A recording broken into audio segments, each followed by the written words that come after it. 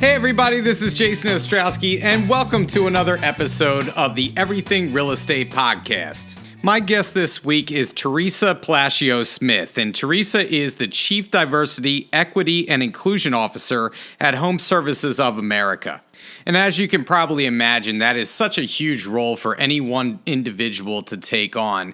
But I got to tell you, in talking to Teresa and meeting her for the first time, there is nobody that is more perfect for that job than her. When Teresa speaks, she speaks with such authority and energy and passion for her job and what she does every day. She is truly a fierce advocate for those that are underrepresented throughout this country. And that's because of Teresa's own very personal, very inspirational story of growing up in this country with immigrant parents, feeling like an outsider, being the victim of bullying and racism and discrimination in this country, and still making it, right? Her story is the quintessential American dream story. And so I can't wait to share that with you this episode. So let's get right into it with Teresa, have a conversation, and of course, we'll pick it up on the other side. Teresa, first off, how are you today? How you feeling? And it's so great to see you. And I know this is our first introduction to each other, and I'm really, really excited to have you here today. How are you? Oh, I'm doing fantastic. And thank you so much for having me on the show. I'm really excited, although it's the first time you and I have actually met in person via, our Zoom, right? And through this podcast, but I've actually followed you and seen, and I've heard your podcast before. So I'm just honored to be involved. I listened to Joanne Sloan, who is one of my very dearest friends with our organization that did the luxury, and then several of your agents who are just top producers. So I'm really excited to be on here and talking about diversity, equity, and inclusion, which I'm extremely passionate about.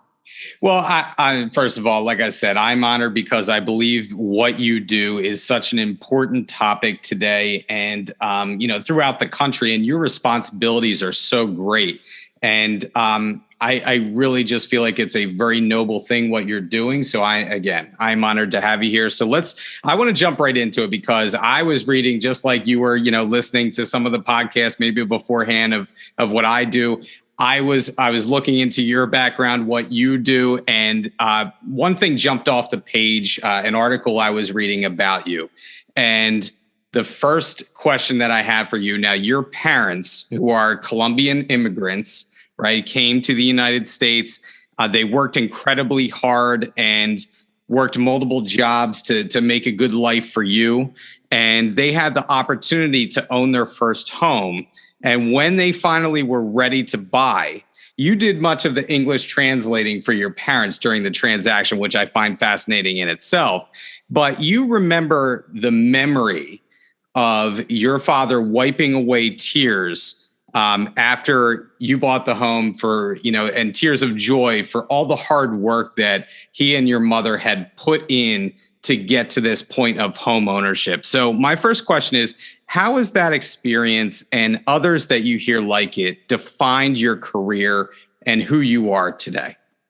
Wow, what a great question. I want to tell you, and it really touched my heart that you actually read that and it touched yours as well. And I will tell you, for me, it is definitely a turning point, and it's something that I teach and I talk about to any agent across the country, in that the pivotal role that they play in the lives of so many, especially first-time home buyers, millennials, that first transaction, that first experience, and how important they are. And never to forget that honor that you have, because it is the most expensive item for the most part that any family will have, and it leads to wealth creation. And it did for our family. So my father, like you said, was an immigrant to this country, came from Colombia. We moved to New York City. When I immediately moved to New York City, I was born there. And at age 7, around 6, he got a phenomenal job. He got a job with Delta Airlines, and Delta Airlines was opening areas in Miami, Florida. So we moved from New York City to Miami. And I tell you that because in New York, it might have been a little bit harder for us to purchase that first home. But moving to Miami, we had the opportunity to look. And I was I was 7, 8 years old. I was in school, but I did speak English. And I'm the oldest of 4 girls. And I was the one that had to be the individual that would go out with the realtor and help my mother, who at the time did not speak English. And my dad was working full time, right? So he couldn't go out to look at houses. So I spent the time with my mom looking at houses and figuring out the home that would be the best for us. And we finally made a decision. We all went to the closing table. And I'm going to tell you, Jason, when I say all, everyone in our family was there, because it is such a huge dream for immigrants to come to this country and to actually they feel like they're becoming Americans. Like, they are so proud when they are able to move forward to get that purchase and to buy that first home. And for us, that's exactly what it was. And we went directly to the house once the keys were transitioned over, and my dad's hands were shaking. I can still remember it, right? As he put the keys in and opened the door. My sister and I, who were like 7 and 8, at the time, running through the entire house, screaming, going to each room. And my mom went straight to the kitchen. She loved to cook, and started to cry, which prompted my dad to start to cry too. And I didn't get it at the time, because I was like, why are they crying? This is a happy time. But it was pride. It was pride because we had made it. We had made it in this country. We had made it in America. It was our first step to creating opportunities for us, which is what they all want. What every parent wants is to create an opportunity for your children. And that's what it did for us. It created opportunities, because I can tell you that role and buying that home led us to other opportunities and education and things that we were able to accomplish. And I do truly believe that it touched me in a moment where, when I graduated from college and went into the workforce and did what I got out of college to do and moved to Atlanta, I realized that I wanted to sell real estate. I realized that that memory had never left me, and the important impact that it has on families and individuals was so great that I wanted to create those memories for others as well. It's such a beautiful story. And when I was reading it, immediately I thought of, well, what is the American dream, right? And I feel like that defines the American dream. You had mentioned that feeling that you had made it, I feel like there's a sense of belonging, that home ownership anchors you to that community. It anchors you to that area. And it makes you feel at home, right? This is your home now. And so it just expresses so much through home ownership, right? So, and just the importance of having that opportunity. So you had mentioned that you were born in New York. You had lived several places in the country. And I know one of those places, was Georgia, and we're going to get into that as well. But your background and obviously moving from place to place also plays an important role in your life. And now you're the Chief Diversity, Equity, and Inclusion Officer at HomeServices of America, which is obviously a pretty big job and a lot of responsibility. So can you explain further what your mission is with HomeServices of America and why it's so important? And thank you again. And you know what? You mentioned something about home, right? It's the place that we associate with acceptance, family, love, safety, and belonging, right? And HomeServices exemplifies this. And so for me and Berkshire Hathaway Home Services and Living Real Estate, all the companies that we represent exemplify that. And the company that, we value our people, we want to promote diversity, equity, and inclusion, and we cherish homeownership and fair housing for all. So, for me, it's making sure that the fair housing piece is always top and center of mind for all of us who are helping families and individuals, right, with that rite of passage, with the opportunity to purchase a home. We have 4 pillars that I talk about. There are more pillars, but ones that are really important for our organization is one, increase sustainable home ownership for minorities and the underserved communities, because we are in real estate, and this is it's such an impact made for me, and it makes a big impact for so many families across the country. Expand the management and the leadership opportunities to people of color and women. I really am a believer that promoting people from within the organization and creating opportunities that can lead to leadership positions is really vital and critical within our companies, because I learn from others that I see, right? And if I see you, a person of color, an individual, are able to lead and that you're able to achieve, then it makes me feel like I can do it as well. And also increase the opportunity for minority and women-owned franchises, because we want to expand franchise opportunities across the entire network with individuals that are interested in expanding as well as owning their own companies. And then also increase the visibility of women and minority in our procurement processes, in the individuals that come in to work with our company that are interested in providing products and services. So for me, those are very, very important, pillars that we are trying to always promote and think about. And I feel such a requirement to do that based on this position that I'm in, that you already mentioned, is such a huge role that I could have never, as a young little girl, Latina, not knowing English, being very different, having parents that for me were embarrassing. We all say that, right? When you're a kid, your parents not speaking English and being made fun of, that I now have this huge role. I just take it with such huge respect and realize the responsibility that I have to lead and to make sure that we deliver all those services, and that everyone that works with us and touches our company feels the love and that they belong, they're valued and respected as well. And I can feel your passion through just, obviously we can see each other. Those who are listening cannot see you right now, but I can feel your passion coming through, and I hope that they can hear it, because it truly means everything to you, right? And it does. And I think part of that is that, again, going back to a little bit of your background, you also said that you felt like you didn't truly feel like you belonged to any particular group, culture, or community growing up.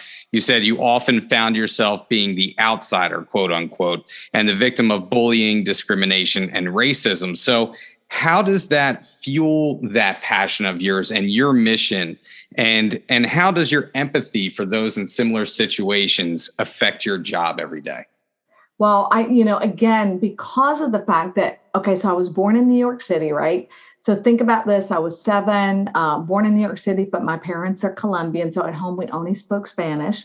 We moved at age 7 to Miami, right? And at the time that I was moving, Miami was now being, a lot of immigrants were coming in, and the demographics was changing. So you had a lot of Cubans coming in. And again, we were bullied. And I say that because, it was, takeover. People were really upset that, here we had all these individuals coming in and into neighborhoods and schools. And so every day, people would call us names. And again, I didn't even know half the time that these were names that they were, that we were being bullied, because I thought this is normal behavior. Everyone gets hit in the school bus. Everyone gets made fun of.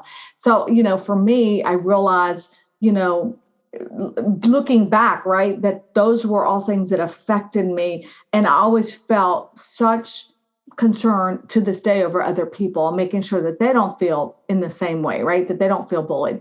But here's even the surprise. So at age 12, Jason, my dad decided that he wanted to move us to another state because we were being confused as Cubans, and there was so much discrimination. And of all the places he chose Brandon, Mississippi. So at age 12, I moved to Mississippi. Now, you talk about a fish out of water. It was like we were fresh off the boat. I mean, everything we did was even so, the foods we ate, everything was different. But it was probably the most wonderful experience for me because instead of being bullied, and we were, but people were a little bit more hospitable. And I learned that Southern hospitality, right? The foods, the culture of the South, which I to this day love. I wouldn't want to live anywhere else except the South, just because of the experience that I had there. And again, being that I was now from New York, Colombian, Mississippi, Miami, now moving to Mississippi, I surely didn't fit in, right? And if you're from the South, anybody knows this, right? That if you're not born or raised there and you were born in New York, they call you a Yankee, right? That's normal.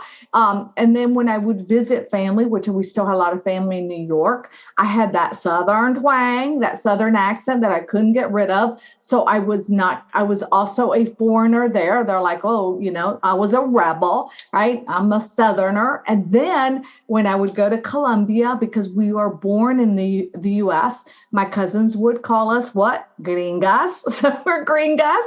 And then, of course, in the U.S., you're Latina, right? You're not a gringa, you're a Latina, right? So you've got all these different personalities that I now reflect. And so I realized growing up, I didn't feel like I fit in anywhere. I really had a hard time because I struggled with that.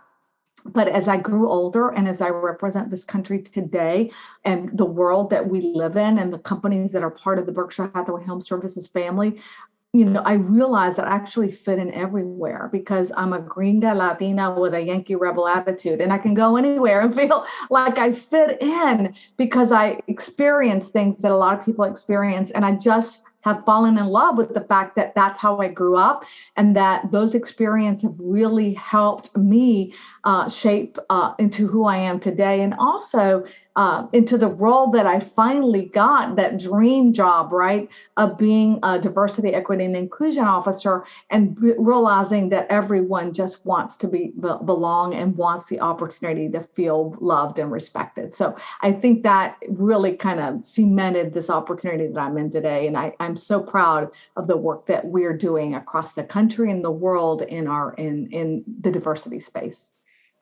And you mentioned all these things, all these places, and all this experience that you've had in your life. And you were the chair of the Georgia Hispanic Chamber of Commerce. You were the president of the National Association of Hispanic Real Estate Professionals before eventually joining HomeServices. How does being a national leader on diversity and inclusion issues help to shape the future of HomeServices? And what initiatives are you currently working on? I mean, with that responsibility in mind, what are you currently working on out there?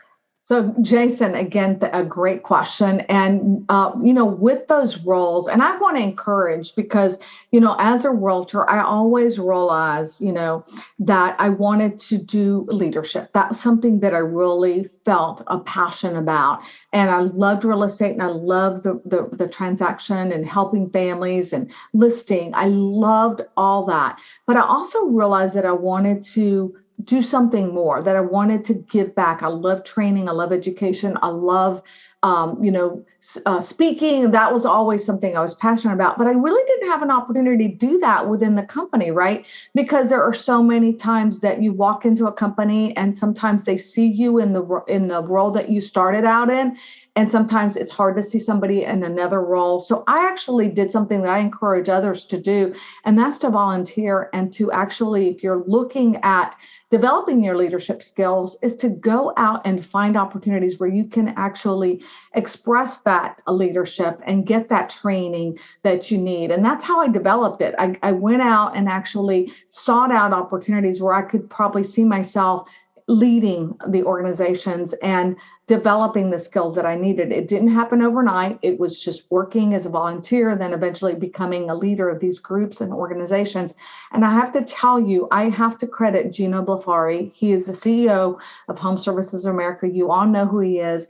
And Gino and I actually met as I was the incoming president of the National Association of Hispanic Real Estate Professionals. And that opportunity actually led me to so many other great access to the CEOs of every major corporation who is in the real estate business, because they're members of this powerful organization, which is the largest in the country that's focused on growing Hispanic sustainable home ownership. So for me, leading the board, now think about it.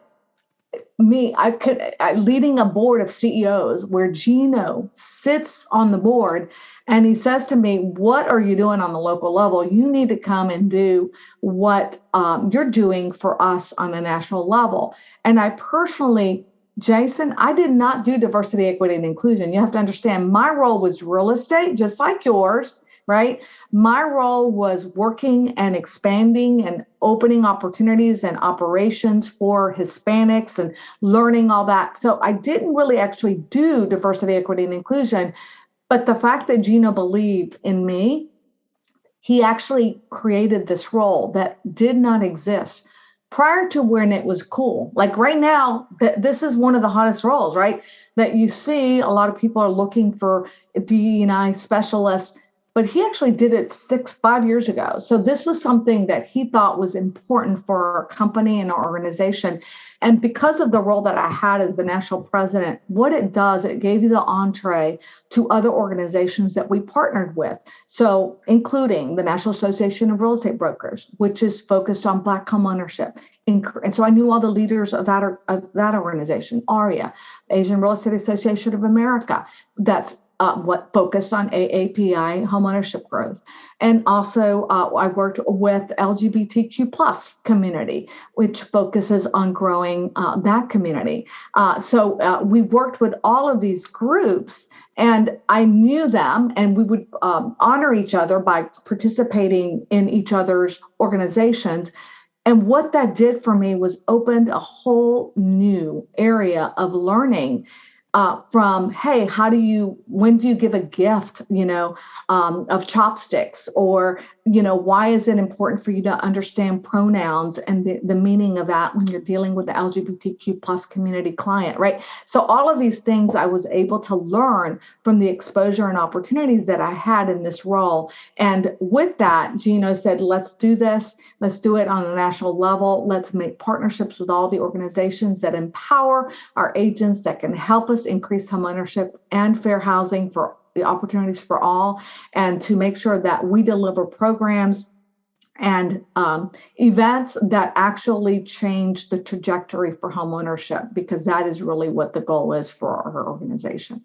So in our, as you ask me, what is it that I look at or do? That's really the focus, because we're all about homeownership. And as agents, we really need to empower individuals and really see opportunities where we can to bring in veterans. We're also a member of the Veteran Association of Real Estate Professionals, all these groups in order to achieve homeownership, because that truly is how you create wealth in this country. And we know it is. We know that that's the opportunity, time and time again, that shows that the legacy that you have when you create and build equity is money that can be left for your children to go to college. It's money that can be built upon on other opportunities, on businesses, whatever it is that you seek. That home building opportunity is where it starts. Yeah, I mean, wow, you wrap so much into, that statement right there. And it really, that's what it's all about, right? And that's, as realtors, we should be striving for that and helping our clients achieve that goal of homeownership, right? That's job number one, and so much of what we do is relational and building those relationships with people. And it sounds like, that's part of your job, is just those relationships and nurturing them and learning more about them the same way that we should be learning about our clients, And so it really is touching to hear you talk about this, like I said, with such passion. And I also wanted to touch upon another thing that you do, if there is more that you do with your career. But you also have a Facebook series, Women Who Lead. And so I know that is a passion project for you. So can you talk a little bit more about what led you to want to do that? And we'll try and stick to our time frame, but I want to make sure that we touch upon that first. And thank you. And that is a passion project for me. And Joan Doctor has been on the show, and I just want to make sure that I do a call out to her. She's a phenomenal leader, and I'm so proud to know her. So here's where it started, Jason. And this is such a huge thing for me. One of the things, my mom died when I was 18 years old, and I was in and out of hospitals with her through middle school and high school. And I actually was her driver because my mom never learned to drive. So I would take her to the hospital. I would spend a lot of time in hospitals, and I was going through a really, really tough time in my life because of, struggling in school and my mother really not feeling well, right? And I picked up a magazine called Vanidades. Vanidades is a Spanish magazine, like a people magazine. And I was reading through it, and I saw Linda Carter. Now, for those of you who know who Linda Carter is, Linda Carter was Wonder Woman. So Wonder Woman, who I actually followed, I just loved her. I just thought the show was so cool to have this superhero. And I realized and read that she was Hispanic. And I had no idea, because at the time, Linda Carter had switched her name to more Americanized name. She was, at the time that she became a superstar, there were very, first of all, not many women in positions, right, of leading roles in TV. And not only that, but hardly none that were Latinos, right, that were Latinas. And she actually was a Latina. And for me, it was like, oh my God, I can be Wonder Woman. I know that sounds so corny, but it was like seeing her and realizing the story she shared about how she came into wanting to be an actress and how she landed this phenomenal role, and the inspiration that she had for me, that I then always remembered that, and how it inspired me at that moment that I could graduate from college, that I could do so much more seeing her, somebody that looked like me, right, on the photos, on the pictures of this magazine. Well, then fast forward, Oprah Winfrey. I love Oprah Winfrey, and I had actually gotten the chance to meet her when I worked at KTV Television many years after, one of my first jobs. And Oprah Winfrey was on the show accepting her Lifetime Achievement Award, right? The Academy Awards. And she talked about Sidney Poitier, and that she had sat in the kitchen of her mother's, who was a maid. Her grandmother was a maid. Remember, Oprah was from Mississippi. So all these little things, right, pulling in together, and that she saw Sidney Poitier accept his Academy Award for Guess Who's Coming to Dinner, right? And she was 4 years old, and seeing him, it caused an inspiration on her that she realized, I don't have to be a maid like there are other things I can do, that here's this Black guy who's like me getting applause from white people, right? From other people that, they're not serving. So that in itself, I realized that the impact that we have to show others, the role models that we can be, that there are powerful women that are in leadership positions within the Berkshire Hathaway HomeServices families across the country. Because the first time I went to an Berkshire Hathaway HomeServices conference, and I hope that all will attend, right? Invaluable, with Christy Budnick, now a woman, right, leading our organization, that you can actually see yourself, and that you can actually be inspired by the work that these women have done, and that you can say, hey, I can do this too. I can take on this role. I can be president. I can be a manager. I can be an owner. All of these things, I think, is the reason that it's important for that show that we broadcast and we talk about the top producers, everything that encompasses, so that you yourself will have the inspiration from these great leaders that I've seen and I have the honor to know that are all across the country today. That's such a great story, and and good for you for leading the charge with something like that. I think we were talking a little bit beforehand. I think we talked about this podcast, right, and how much I wanted to do it, and how much you wanted to do this, and I think you should do what you love, right, and what you're passionate about. And so just having this conversation with you today just motivates me even more, to do what I love. And I can sense that love, in you coming through what you're saying. So last thing. One of your favorite sayings that I read is that not all investors will put their money into CDs, but anybody investing today should invest in the CD that provides the greatest return, and that is cultural diversity. What do you mean by that, and why is that so important for cultural diversity to be at the forefront of any company's mind? Well, and number one, you do such a great job, Jason. I have to tell you on this show, I'm enjoying myself so much. So cultural diversity, you've seen study after study, again, how important it is and how diversity plays such a critical part in the ROI of many companies in different areas, in different aspects, whether it's, 18%, increase in the return on investment in different facets, whether it's loyalty increase. So you look at loyalty opportunities when you have a diverse culture within your company, when you implement those programs that allow others to be part of the culture within your organization, when you implement programs that allow for inclusive language, for unconscious bias to be understood. All of these things bring back dollar results. And there is study after study that shows the reflection of this. And I thought about Warren Buffett, the company, the people, who do we represent? He's all about investing in smart returns. And cultural diversity is an investment that is in a smart return, because you're gonna double, triple your money when you have people that are able to bring in fresh ideas, different perspectives, new ways to do things. If you look at the millennial generation, which I'm sure you're part of, and you look at the Gen Z generation, 42% of millennials, 48% of the next generation coming up, 52% are already diverse. They are accepting. This is part of the culture. So we have to realize that if we're going to make a living and continue to earn, our pay, right, that we have to incorporate cultural diversity in everything we do.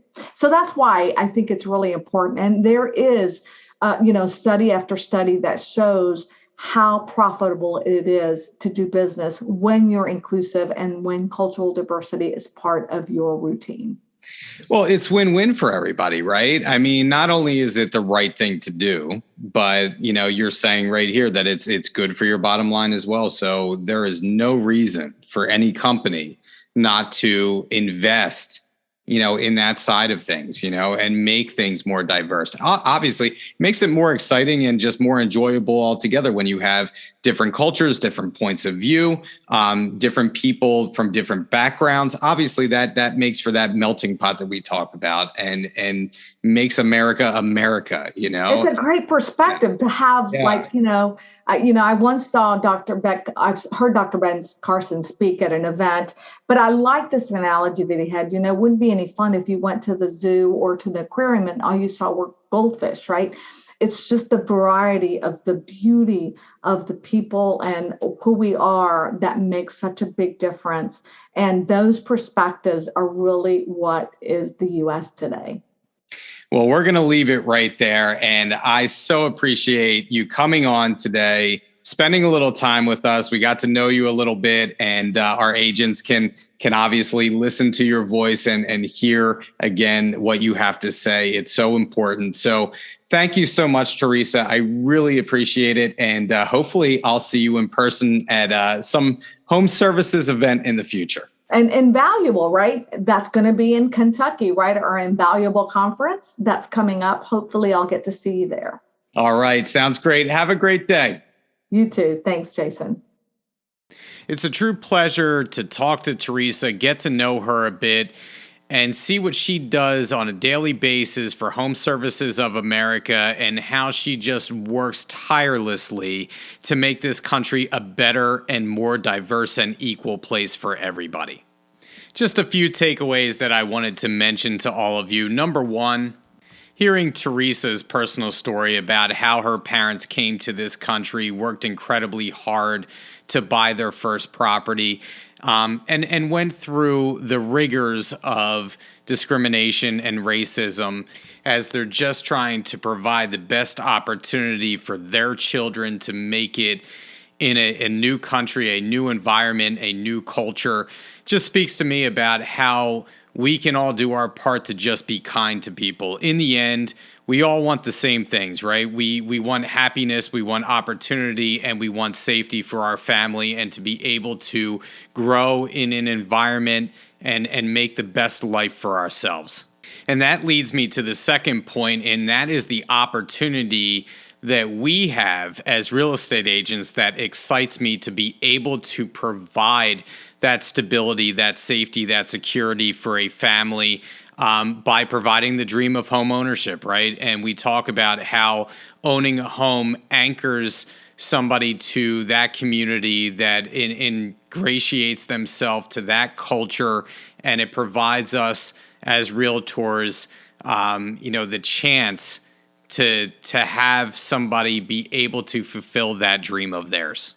And the last thing I'll say is that if this is a topic for you that is very passionate, you feel very strongly as Teresa does, she mentions to volunteer, right? Volunteer first, get involved in different groups and communities, and try and aspire to take on a leadership role moving forward and become involved. And that's the best thing that you can do as an agent, as just a human being trying to make a better world for all of us. Just get involved, volunteer your time, and do the best you can to provide leadership where you can. And an easy way to get involved for you is to join our group at Fox & Roach, the Diversity, Equity, and Inclusion group led by Camilo Concepcion. If you haven't registered for one of the forums yet, make sure that you look into that and you become a part of that and get involved. Well, that's our episode for this week. Join us in another couple of weeks with a new topic, a new guest. Remember to give us a review wherever you listen to your podcast. And if you want to reach out to me, you can email me at jason.ostrowski@foxroach.com. And as always, until next time, stay safe out there, stay selling, and we'll catch you on the next episode of the Everything Real Estate Podcast.